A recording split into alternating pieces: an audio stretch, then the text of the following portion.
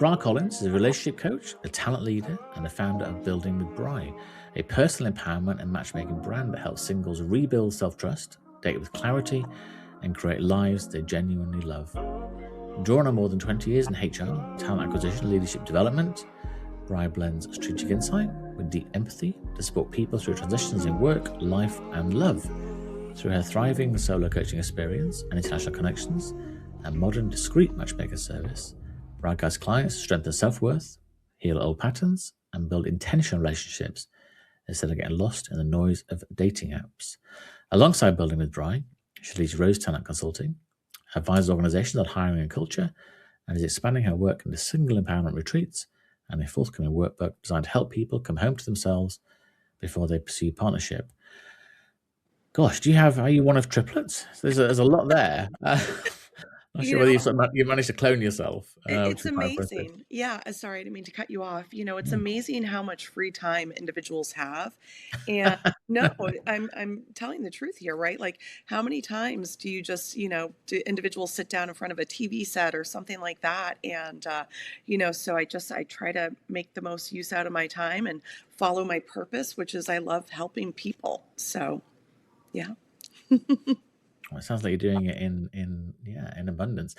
So you spent 20 years in HR and talent leadership before founding Building with Brylye. When Mhm. you look back, do you know what the first hints were you wanted to work more in the coaching and relationship work rather than the sort of more traditional corporate roles? Yeah, so it really started, I would say at the beginning of my career, I was working in retail management and Mhm. ran operations for, a large big box retailer. And when my children were younger, decided to take a step back from that. But in that operations role, I oversaw HR, everything from the P&L down. And after, when my children got older and went back to school, I thought to myself, what did I love most about operations? Because I knew that I didn't want to go back and work 60, 70 hours a week again. That chapter of my life was over. But I knew that there was a piece of the business that really attracted to me to it and that I enjoyed. And that was helping others in HR and just recruitment and finding the right talent for the right roles. Because at the end of the day, if you have the right people in the right places, you're going to be successful. People are going to be happy. They're going to want to come into work.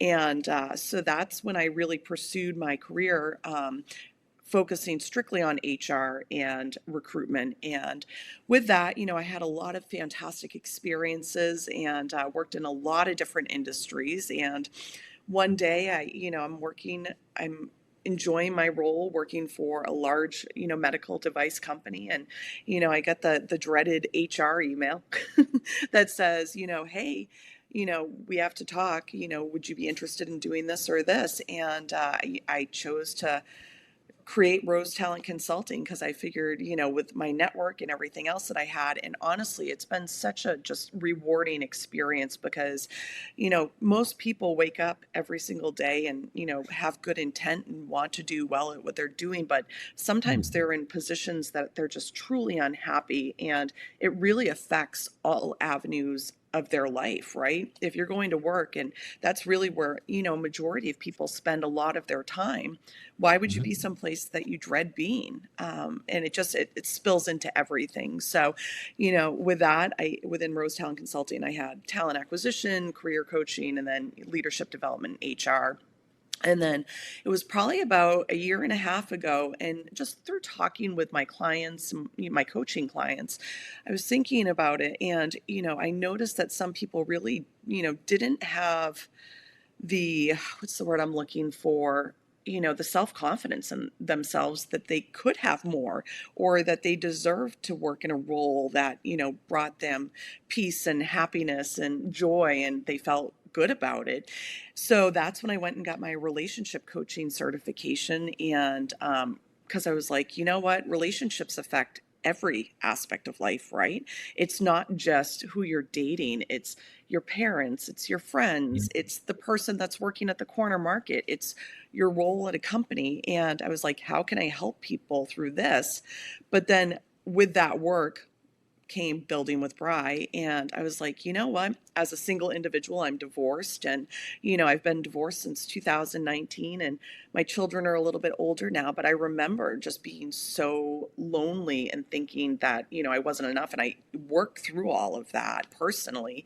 And I was like, you know what? How can I help others do the same? Because, just because you're not in a relationship doesn't mean you're not worthy of attracting one or having one with yourself while you're in the process of looking for that next partnership. So that's kind of how it all transpired. One of the things you say on the Building with Brylye website is before you can connect it with someone else, you have to reconnect with yourself. Hmm. I wonder if you could just explain a bit more what that means, and how would somebody go about reconnecting with themselves? Well, all of us wear different hats, right? Like I'm mom, I'm a daughter, I'm an ex-wife, I'm a business owner. And, outside of all of those roles, who are you without the labels, right? And it's really just kind of getting centered with yourself and really thinking about who am I? And what do I bring and what's my purpose? And once you identify that, and it's definitely, an ongoing process, right? Like, you can't solve all your problems overnight, and we're not perfect, and you're constantly going to be working on yourself. That's why they call it practice, right? Because you're Yeah. constantly practicing to be more comfortable in your own skin and, be open about who you are as an individual. Like, I mean, I even know myself personally. If you told me 25 years ago that I'd be on podcasts talking about relationships, I'd be like, nobody would want to listen to me. Why would they want to listen to me? Right. And so, it's all about being confident in who you are, but also to recognizing where you do have opportunities to work on yourselves, because none of us are perfect. And, I'm far from it. And, I've done things, in my life that, you wish you could change or whatever else. But at the end of the day, all you can do is live in the present moment, because the past is in the past. You can't change it. And the future, we don't know what that looks like yet. So why spend all that time just, wasting energy on things that, you can impact your future with choices that you're making in the moment, but you can't impact your past. So, why continuously beat yourself up? Just continue to grow and learn more about yourself and what works and what doesn't. It's hard, isn't it, sometimes, though, Mhm. to yeah, if you've been through a difficult or even an amicable divorce, it's like it's or breakup. It's very Mhm. natural to think, "Gosh," and maybe some people don't, but I say for me it would be, "Gosh, what did I do wrong? How did I fail that relationship? Mhm. What did I do?" And I guess it's, yeah, transitioning on from that to thinking about, it's not necessarily what you would change. I guess it's just whether, yeah, I guess it's more about working on and understanding yourself. Is that fair? Yeah, and I really, it's okay to look back, right? Like things Mhm. happened in the past and that you made mistakes and, now Yeah. you're aware of them, right? So moving forward when you're doing that self-reflection, like how do you work on that? And maybe it's not something that happens overnight, or maybe it is something super simple that you could just change, and maybe it's a thought process. I mean, there's so many Mhm. little tweaks we can do on a daily basis, right? To help improve our lives, improve, how we're talking to ourselves, because we talk to ourselves more than anyone else that we're ever going to speak to in our entire lives, right? As soon as, you're talking to yourself in your head, like, what's you put in between those 2 ears is what you think is true. And if you're constantly thinking negatively about yourself or judging yourself for past mistakes that you can't change at this point in time, like, Mm. why carry all of that heavy energy and bring that into your next partnership, whatever that looks like, or your next, really anything, job, or, you know, dating, family. So, all you can do is, really acknowledge it and then try to find solutions to work towards it. And sometimes it's easy and sometimes it's really difficult and hard and Mm. emotional. And, I always say, feel the emotions, like let them just flow through you, because if you continue to bottle them up inside and not address them, you're just going to consistently repeat the same patterns and getting the same results. So, Mm. Do you tend to see, I'm not sure it's the right word, but common patterns in singles? And I'm thinking particularly about high achieving professionals. So we've all been sort of taught or led to believe that, success is doing incredibly well in your career, and it's incredibly well in your relationship, and incredibly well as a family member, as a parent, as a daughter, as a son, as a wife, husband, and as a boss, as a whatever. And are there things that people that are very high achieving and almost, I guess, perfectionists in a way, that things that they do that erode self trust and erode their ability to connect with somebody in a relationship? High achieving people, I always like to say they're no different than anybody else, right? So, and I used to tell my coaching, or I tell my coaching clients this when we're doing interview prep, right? Like, you Mhm. don't know who's sitting across from the table from you. They might just be intimidated by you as you are them. Because a lot of the times management sometimes doesn't have the skill set to interview and things like that, and somebody put it on their calendar and they know they have to go talk to this individual, look at their right. Yes, so absolutely. and so everybody is human at the end of the day, no matter how much money you make, or if you decide to just go kind of float and travel and go. I actually, it's so funny. I have this YouTuber I love to listen to, and he now has decided to move into Airbnbs. So he Oh. actually gave up his lease and he Mhm. moves to a different location all the time. And there's nothing wrong with that. It's who you are as a person and owning that. So I would say people, the most challenges that they run into is putting up walls and not Yeah. allowing people in because of past hurt or past experiences. Yeah. And they call them boundaries, right? But are they Mhm. boundaries, or are they a concrete wall that nobody's getting through because you are afraid of getting hurt again? And you've experienced that pain, so naturally you're gonna want to protect yourself. But sometimes people are just so adamant about it that it's like, well, now you're eliminating individuals that really you could grow with, you could learn with, have companionship with, because you have a checklist that you have to stay within. So I always try to encourage clients to really think outside the box. Are you open? Maybe if it's 80% of what you're looking for, can you overlook the other 20%? Because at this point, in our lives, especially if you're a little bit older, and even individuals, maybe that are younger, we've all had some sort of experiences that have shaped our views of relationships and love. And, at the end of the day, wear some flexibility on that, because you're not going to find the perfect human. So, Yeah. I sometimes think that about dating apps. I've sort of seen friends go on dating apps, different platforms and things, and they're sort of they put in an age range and then a likes and dislikes and this. And I get to the end, I thought, my goodness, there's probably one person in the world that fits that criteria. And I don't know whether that's a failing in dating apps. I guess historically we might have met. I met my wife at work. We worked together, and we got to know each other, and eventually sort of fell in love and got married, which was wonderful. Or a friend will say, "Oh yeah, there's this really great guy that I know, Brylye. I'd like to meet him. Yeah, come just give him a chance." And you probably go along with that. Whereas I don't know whether we're much more selective, or we almost select out people that might be mhm. good for us and different from our past partners. And I don't know whether that's technology's fault or dating apps' fault, or whether it's just how society is today. I'm not sure what the question is there. Yeah. Do you know what I mean? That you almost, as you said, you almost sort of filter down and filter. You tick all the filters, and you eventually, right, is this one person here, and they happen to live in Nebraska or Alaska or Australia? So, okay, what are you going to do with that then? Yeah. It seems to be hard.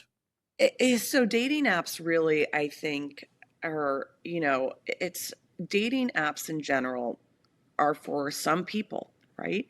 And those individuals may not be ready for a relationship yet, or maybe they're looking for that instant gratification, and there's nothing wrong with that, right? But Mhm. people on dating apps that are not intentional and purposeful in what they're doing can actually impact other individuals' self-confidence. So, Yeah, and with that, right, their algorithms and the dating apps want you to continue to have subscriptions, because that's how they make their money. So if yeah, you are right? So if you're Mm. not matching and you're removing your or you have your subscription and every single week you're paying 19.99, guess what? They're making money. You're getting matches still, but are they quality matches, or is it, impacting your self-worth, or is it making you feel bad about yourself? Did somebody ghost you? Was it a situationship that you thought somebody was really looking for a relationship, and at the end of the day they weren't? They were looking to, fill their void of loneliness with just, Yeah. but they're not really serious about you. So there's nothing, again, nothing wrong with the dating apps for individuals that that's what they're looking for. So, and if you're not ready to make that step and be committed and look for partnership and do that work on yourself, then yeah, sure, there's a space for you, right? Mm. But if you're looking to really match with somebody and find that really intentional connection, for me, it's like, why would you go on there? People, use fake photos. There is a lot of filters. They're going to say what they want you to hear, and they're putting their best foot forward. So again, you're not really getting an opportunity to know them well. And sometimes it just ends up to endless texting and a waste of time. And for busy individuals, or, people that don't have a ton of time, they're wasting hours doom scrolling on these apps, looking at individuals that, on the surface are great, but probably haven't done the work that they need to do to have a successful relationship with you, or maybe are not invested in it. It's really interesting. I don't know. I never thought of it before, but almost the business model of a dating app is for you not to find your life partner. Mm-hmm. As you say, once you find them, it's like, well, turn it off. Then it's no more income, is it really? But I have friends in particular, female friends that have gone on dating apps and met somebody and thought, oh, I'm just going to go somewhere, and then the other person's just looking for a hookup, and some women are looking for hookups as well as men. But it's when people, as are by default, disingenuous on the app, and Yeah. like I say, this say what they think the other person wants to hear to get the result they're looking for, really. Mm-hmm. Um, And so for me, when I'm working with my matchmaking clients, yes. they go through a very in-depth interview process. So I'm definitely a skilled interviewer after all my years in recruitment. And so, very much, I'm sure, like you do in your work, once you hear something, you go down that rabbit hole because you want to learn more. And Yeah. I'm a curious person. So, through that process, we have our consultation. Then, if it seems like they're a good fit for the service, absolutely, I want to work with them. But even past that point, I have them complete a 9-page questionnaire about, their lifestyle, their sleeping patterns. I mean, all of that comes into play when you're getting into a relationship. And then at that point, from there, I'm looking to match people very similar to what, I do with organizations. Talk to me Mm. about your culture, talk to me about what you're looking for in this role. So it's a human approach and takes the algorithms out of it. So, and definitely more of a grassroots efforts, which, like when I met my husband, it was in person. I probably would have never met him unless I bumped into him, or, we didn't see each other. So, trying to bring it back to more human and not an algorithm. This might be an unfair question, but did you ever, when you were interviewing people, did you ever interview somebody and thought, yeah, this guy's perfect for me? Or is that, do you have to say, no, I'm No, not in the pool? I completely remove myself out of it. And the reason why, it's not good business practice, right? So I can't take my client.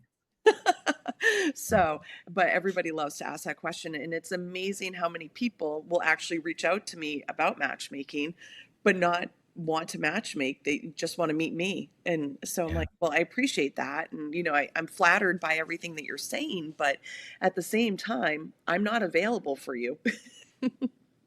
And Mm. having that difficult conversation with people, because sometimes, you don't want to hurt individuals' feelings, and, but I applaud people that, are confident and get out there and just ask, right? Because a lot of people Yeah. don't do that these days. They keep it internal and, to themselves, and hope that somebody's just going to end up on their doorstep. Yeah, it's like, when people say, "Oh, I really don't like my job. I want to find another job." And so, what are you actually doing? And Hmm. I'm looking at LinkedIn occasionally. So, okay, it's not. Sometimes things don't arrive on your doorstep packaged with a nice bow. It doesn't necessarily always work that way. Hmm. Life isn't a Disney film. In the 9 pages of questions, well, gosh, that's a lot. What are the sort of, not asking you to give away your trade secrets, but what are the sort of deeper questions beyond age and location, interest, those sort of things? What are the things that help you establish what somebody's values really are? We get into just about everything from, Okay. lifestyle, Hmm. political views, intimacy expectations, first date expectations. That's something that's really confusing for a lot of people right now, is even that first date expectation. Yeah. Do you expect the man to pick up the bill? Or Mhm. do you want it to be 50-50? And women nowadays are sometimes comfortable paying the 50-50, and it's really getting a good understanding of what their expectations are for that first date and how people behave, because a lot of the times, it could be something simple from, he's fantastic, but he didn't walk me to my car. And that's an easy fix, Yeah. completely easy fix. So, I like to kind of sort all that out prior to, them actually meeting. So that way I can actually coach them on and say, this individual, this is what they're looking for. This is what they mean by this when I create their, portfolio, Mhm. and, really just talk them through. So it's coaching them through the dating process. So, Mhm. So, when you work with people, what tends to be the biggest barrier to real intimacy? Is it fear of being vulnerable? Is it some unresolved grief? Is it overwhelmed nervous system? What is it that is the barrier? And then how can you help people move through that? well, I would say the biggest barrier right now is just people being willing to open themselves up and be really truly open to a relationship, and not judging or, putting unrealistic expectations on each other. Yeah. So it, like for me, when I'm talking to individuals and they're like, well, I only want, him to pay for everything, and, I expect him to buy me the bag or whatever that looks like. And you know what? That's not a realistic expectation sometimes. People, we all work, we all value our money. And Mhm. would you do the same Hmm. as a female? Would you take a man out once a week and drop $200? Do you have the cash flow to do that? Or, what, are there other ways that you can spend time with each other and think outside that box? So that's really one thing I see, that men run into and that they're frustrated with. From a flip side of it, though, with women, men have sometimes really unrealistic expectations about the package. So, even down to, maybe she's not blonde, or, I need her to be exactly in this age range. My goodness. I mean, I hear everything under the sun. And with that, are you flexible? Will you date somebody with black hair, or that's a brunette? Are you okay if they're 5'7" instead of 5'6"? And not just getting so, or even too, from an age range, right? Like if you only want to date people between the ages of 40 and 50, are you going to say, if because they're 51, you're not going to date them? And sometimes they do. And to me, age is just a number once you get past a certain point in your life, right? So, because you've probably, most like, some people have had kids, they've been married, they've been divorced, we've all had careers. And, what is an age difference, in that time frame? And I think people could be a little bit more flexible and open to what they're looking for, and they might be surprised on what's on the other side of it. Oh, 100%. I mean, I'm sure both of us can think of 50-year-olds that we know that are completely different from one another.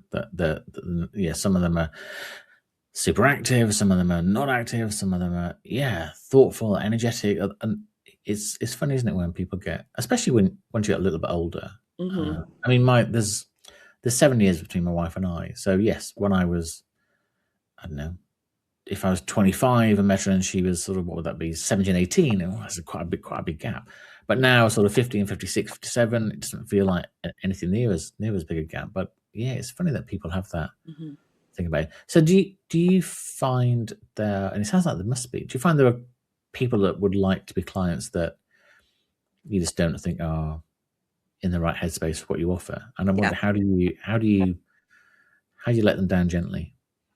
So I just honestly let them talk to me about what their experience is, where they're looking to be at, where they're at currently, and then Yeah. from there, really determine whether or not they're a fit. So there was a gentleman I spoke to, and I'm really big on networking and getting out and meeting individuals. So I'm always at events and things like that. And I was talking to him about it, and he's like, I just got divorced.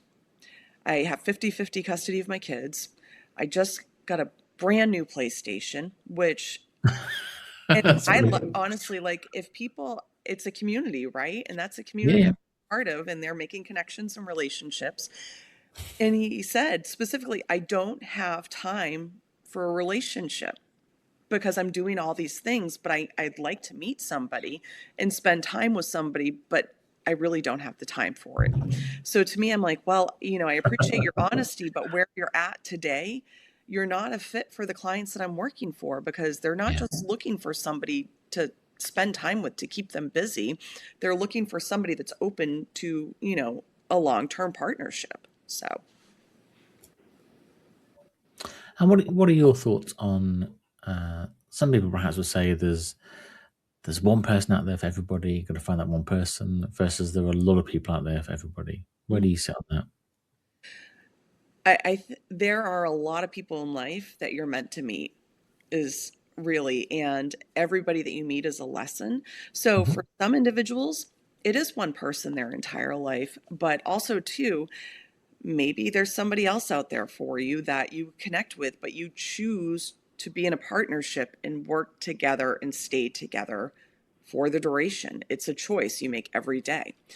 Mhm. Being, and hopefully they're your best friend and you can tell them anything and you can trust them and they're going to be, gentle with you. But also, too, if not, like, who's to like, I have met so many individuals since my divorce, and each one has been an experience, and I've learned something from each one of those individuals. And some people, for me, I feel they are my soulmates, even though maybe we didn't end up romantically in a relationship together, but we have a relationship still to this day.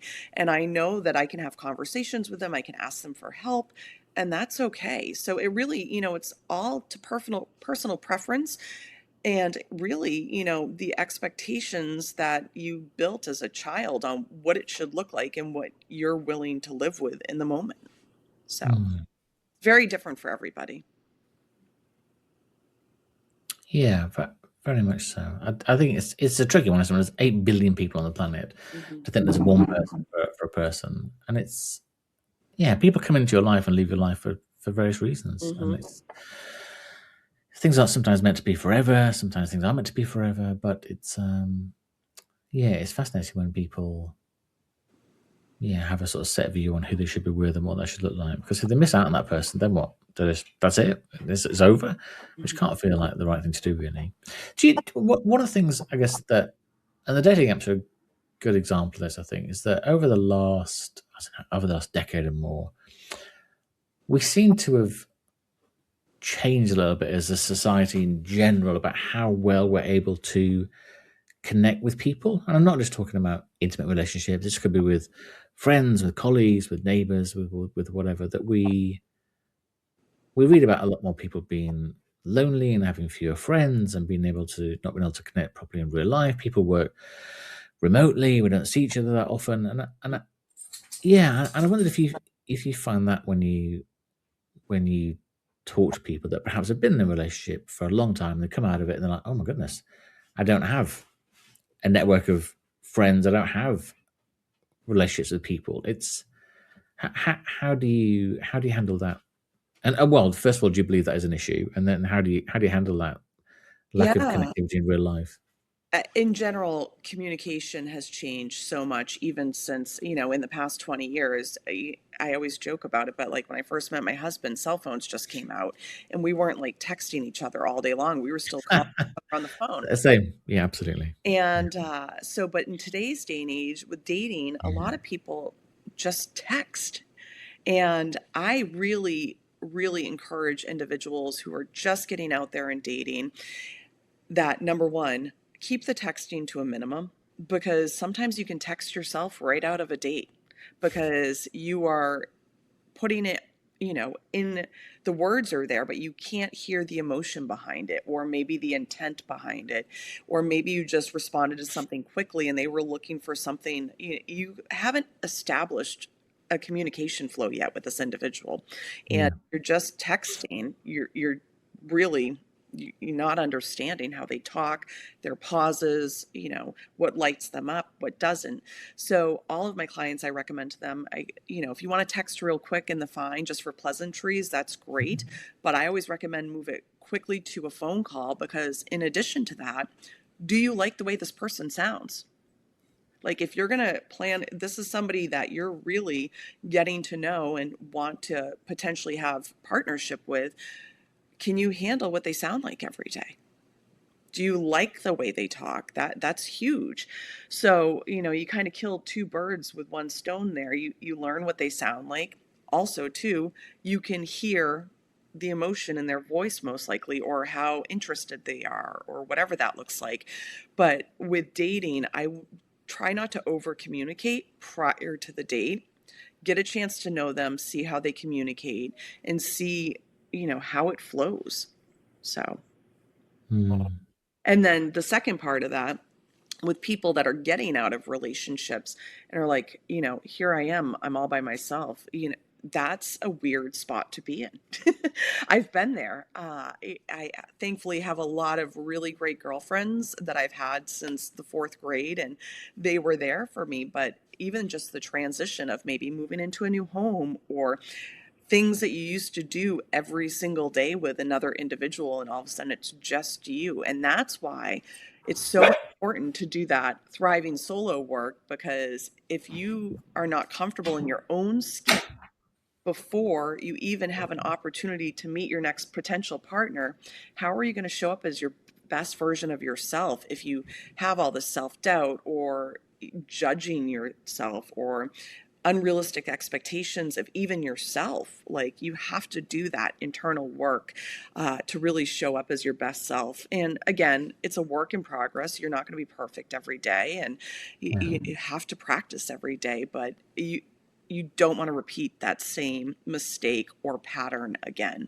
So I always say, take a little bit of time, get to know yourself, and do the things that you love to do. When I got divorced, I actually created a divorce bucket list. And I'm serious, because I was thinking to myself, there was things that he just didn't want to do with me and I didn't want to do with him, and that's totally okay. That's why we're not married anymore. But one of them was going to see Dave Matthews Band. I love Dave Matthews, and so since my divorce, with the exception of COVID, I have gone to see Dave Matthews every single year. And recently I've just upgraded the experience because I love him so much. I go both nights when they're in town. So I'm like, I can't get enough Dave. But like, what can you do to really, bring joy to yourself and be comfortable within your own skin before you go meet somebody else and do the things you want to do? Like, don't be afraid to go out and eat by yourself. I do it all the time. And if I want to go out to dinner and I'm thinking about, the special dish that I like, I have zero problem grabbing a seat at the bar, or going getting a table for one, and just people watching and enjoying my dish, and just enjoying my own company. And there is nothing wrong with that. So It's so funny you say that. There was an article in one of our newspapers over here today. It was a lady writing it, and she was sort of saying about a lot of her friends would never dream of going out by themselves or doing shit, and she couldn't understand. And it was something I used to be a consultant 100 decades ago, and I just have to go to hotel bars and eat on my own, or restaurants eat on my own. Otherwise, I wouldn't have eaten. I was staying in a hotel. I was on my own. I was working, and so I go to the cinema on my own. I go shopping on my own. I go to the gym on my own, go to the restaurant on my own, whatever. And Mhm. it's, yeah, just a thought. But a lot of people, I would say to them, oh, I can never go and eat by myself. So, but if you're really that stressed, take a book, take a magazine, take a newspaper. Well, there wasn't smartphones then, so you couldn't sit there and look at your phone. But just go out. But yeah, a lot of people don't. If they've especially been in a relationship, they've always done something together with a partner or with friends or whatever. Mhm. Just that thought about going out. Sometimes it's nice to go out to a restaurant and be able to order what you really want to have rather than what you think you can get away with saying in front of your partner. So it's really interesting you say that. One of the things I guess that people are nervous about, and I certainly would be, is that I've been in a relationship for a long time. It didn't have to be a long time; it could be 5 years, 10 years, 20 years, and then you meet somebody on um, on your platform, and it's going really well, and you get on really well together. And at some point, the question of physical intimacy, is going to come up. And how how do you handle that when you've been with somebody, only one person seeing you naked for 20 years, and suddenly they're in your bedroom, you're in their bedroom, in a hotel or whatever, and like, okay, right, I'm gonna quickly get dressed in the bathroom, dive under the sheets. But Mhm. how do you handle that I newness side of things? If you're at that point in a relationship with somebody, they've seen you in person, right? Mhm. And they've gotten to know you well enough that they're physically attracted to you and want to take it to the next level. Be comfortable in your own skin, right? It doesn't matter what you're wearing or what you have on underneath, or, just be confident in yourself and, do what you feel comfortable with. You don't have to, wear something special. It's okay if you have to take your Spanx off, or, if you're a man and, when you first started dating, you didn't have a beer belly, but now today you do. Like, everybody's seen this already in person with your clothes. Like, they understand the shape of your body, and if they're at that point, that's probably the last thing they're thinking about. So, Yeah, it's funny, isn't it, how nervous that makes, I suppose. But mhm, especially if your last relationship, your partner went off with somebody else, or mhm. and in your mind they were younger or hotter version of you, or whatever. It's like, oh gosh, what's the next person going to think? But like, say, if you're at that stage in the dynamic of the date or whatever, Mm. then that person really wants to be with you. They want to look at you, how you look. They want to see you. They want to feel you. They want to hold you. It's yeah, yeah.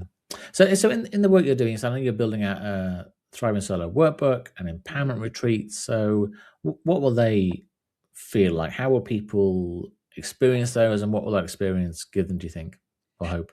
Yeah, so the workbook that I'm working on, I really wanted it to be something simple, easily digestible for people Yep. that are busy, and you be able to work at their own self pace. So I'm actually in the final process of that. It's out for review right now for the final grammar check and all that fun stuff. So It's hoping that exciting. it's getting published relatively quickly. uh, it's been one of those labors of love, and it's been, something I've been working on for the past year, and it's a little bit here, a little bit there. So I'm really excited to share it with everybody. But it's, made so you can, if you're sitting home and you're in a bad spot, you can pick it up, and there's something to do each day that you can work on. And with that, what will happen, once that's published, I'm going to go ahead and bring it out into more retreats, and Mhm. work through that process with it. So yeah, it's really exciting, but I'm almost at the finish line. And what happens in the empowerment retreats?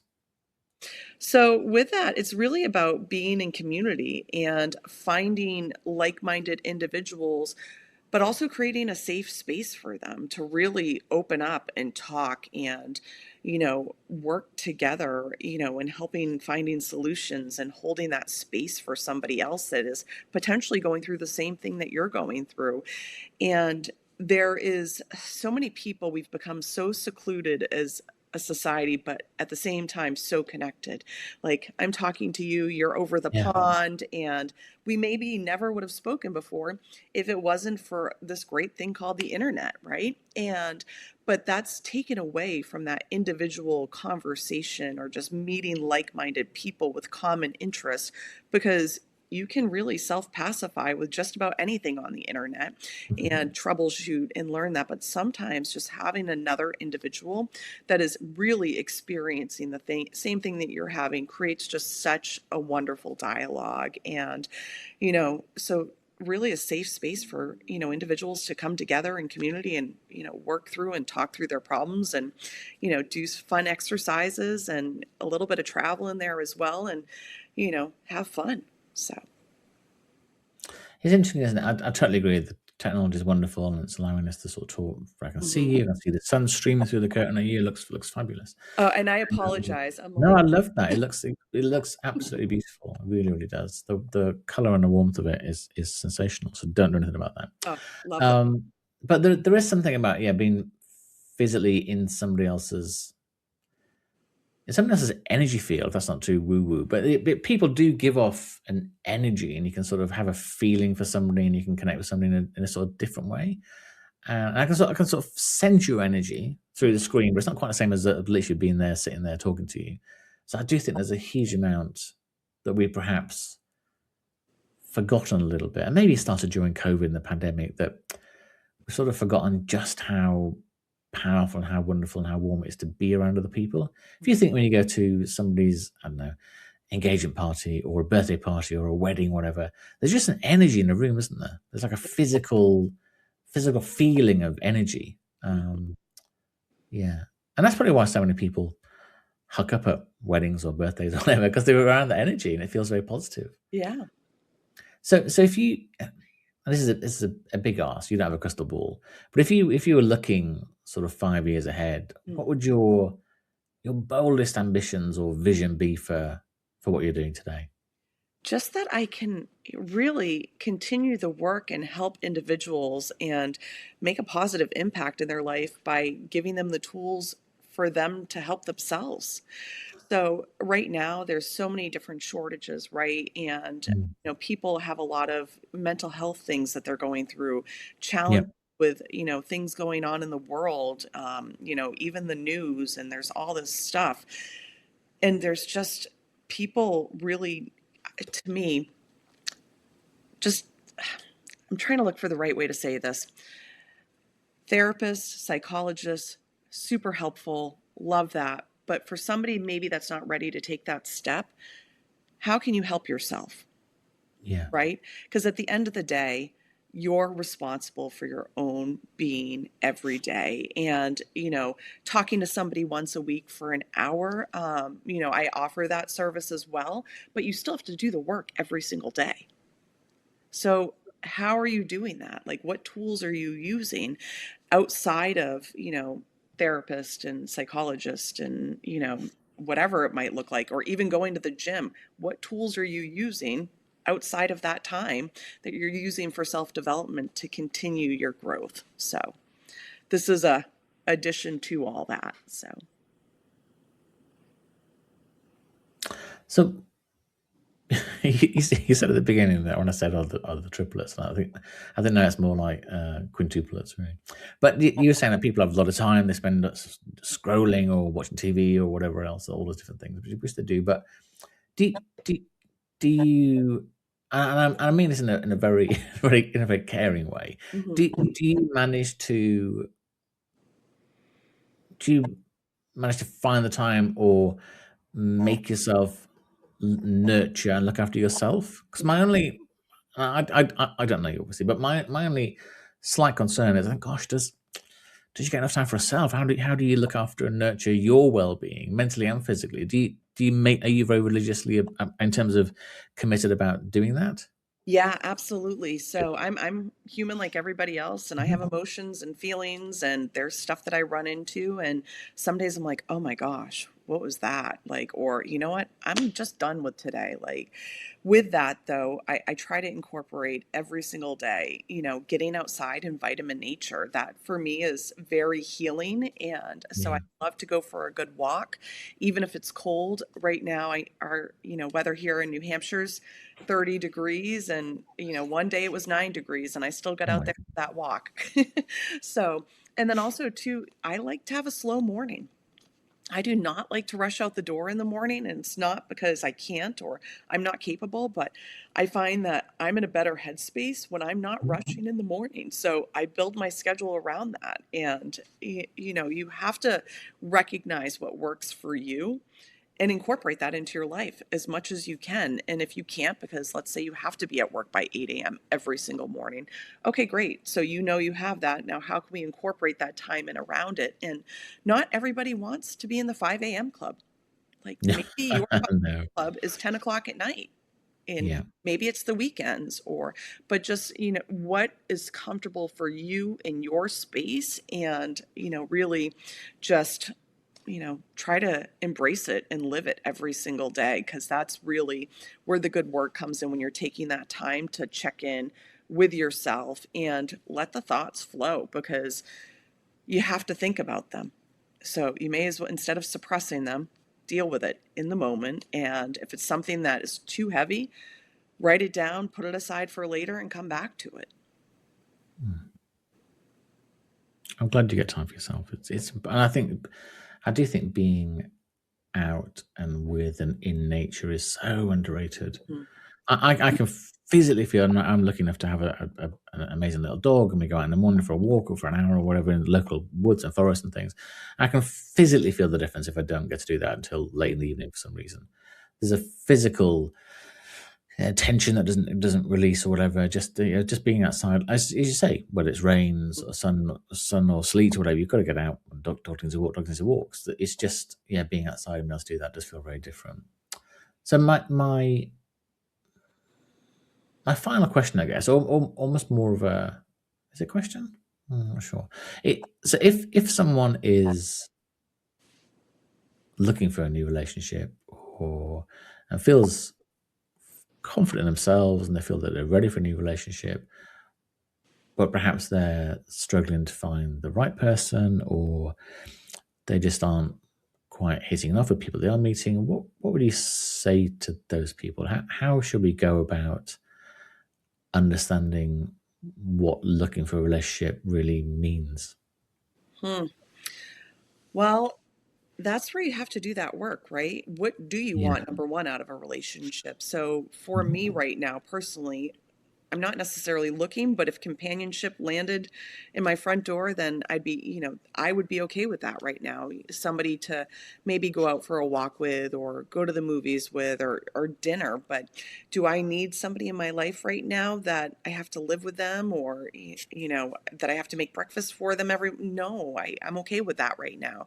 So really understanding what you need in your life at this moment. And some people are looking for forever partners and they want to start families and buy houses together and like where are you at in your journey of life and what do you really want, and even down to are you looking for friends with benefits? Okay, be honest about that because there's somebody out there for you, but you have to be honest with what you're looking for, and you can't provide that lip service to individuals and say what you think they want to hear because at the end of the day you're just going to end up disappointing each other. So transparency is huge within reason. Obviously you don't want to give everything away right off the bat, but just understanding what you personally want and then going from there. So, and I recommend that people get out and they enjoy hobbies. So if you like golfing, go to the golf simulators, and guess what,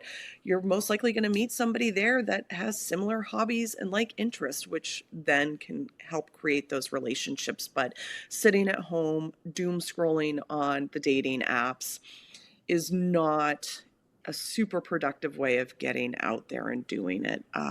Sometimes it's just that face-to-face interaction and putting yourself out there. That's a fabulous answer. I do think there's so much in the whole being honest with yourself, what you're looking for, and don't be guilted into wanting or thinking you should be looking for something else, really. I do think, I know I seem to be slating the dating apps, but just, when you think about it realistically, it's almost like having a line of people coming towards you and saying, no, yes, no, yes, no. It's horrible, really. Just literally physically just brushing somebody away or brushing somebody in. It's just, not a good place to be, really. But I do think that's a a great way to look at it, being honest with yourself, what you're looking for. And then once you have that, I think that must come across very clearly to the other person, that they can see you're being genuine with what you're talking about, thinking about, looking for, as opposed to, like I said, trying to be a people pleaser, or trying to be something that somebody else says you should be, whatever. It feels very different. And if somebody is honest with you and they're telling you what they want, don't try to change their mind. They're telling you exactly what they want. And a lot of times I feel like people in relationships are really just, they're projecting sometimes what they're looking for onto the other individual, and then they're disappointed because they got a different result. And if you listen to the core of what they said, most likely you have your answer in it. So it's funny, isn't it? We have a tendency to do that as people. Somebody say something to us, and you're like, no, that isn't what you mean. But I'm sure I just said it. Yeah. It's sort of sticking with that and not trying to change them, because there's somebody else there that's looking for what you're looking for, as you said, whether it's friends of benefits, whether it's a 50-year relationship, whether it's whatever it's going to be. There's somebody else there looking for it, and trying to persuade somebody into something they're not looking for. It's not going to be a recipe for happiness. It really isn't. Thank you. Keep doing what you're doing. Maybe try not to add too many more things to it. Just now you got to get the workbook out, get the retreats going. It feels like there's definitely a sort of autobiographical book out there that you should be writing at some point when you've got time to do that. So it feels like your story is very, very different. You got that sort of corporate background, very commercial, but then you managed to transition that into like a pragmatic approach to life and love, which I think is something that not many people have. So thank you so much for your time. I really, really appreciate it. Of course. And then one last thing I always like to tell people, life is not linear, right? You go with the flow and, kind of pull back those expectations. So, that's a good place to end. It's not, I mean, if you if you went back 10 years and told people what will be happening in the next 10 years, nobody would believe you. So look at what's happened in society in general, so then what's happened to us individually. So 100%. Thank you. Yeah, of course. Thank you for having me. This was lovely.